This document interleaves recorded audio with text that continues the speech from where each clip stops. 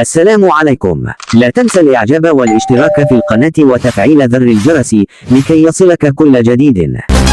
كشفت تقارير صحفية عن أن مصروفات نادي الهلال السعودي خلال فترة الانتقالات الصيفية الماضية والشتوية الجارية تجاوزت مصروفات برشلونة وريال مدريد في موسم واحد.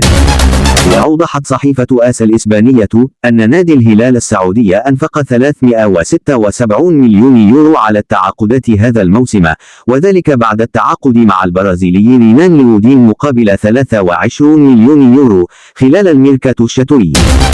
وكانت إدارة نادي الهلال السعودي برئاسة فهد بن نافل أعلنت تعاقدها مع البرازيلي رينان لودي ظهير أيسر نادي مارسيليا الفرنسي ليصبح أولى صفقات الزعيم في فترة سوق الانتقالات الشتوية الحالية. وأشارت الصحيفة إلى أن نادي الهلال بذلك تجاوز أعلى إنفاق لنادي برشلونة وريال مدريد في موسم واحد، إذ أنفق البرسا 375 مليون يورو في موسم 2017-2018، بينما أنفق الميرينجي 355 مليون يورو في موسم 2019-2020.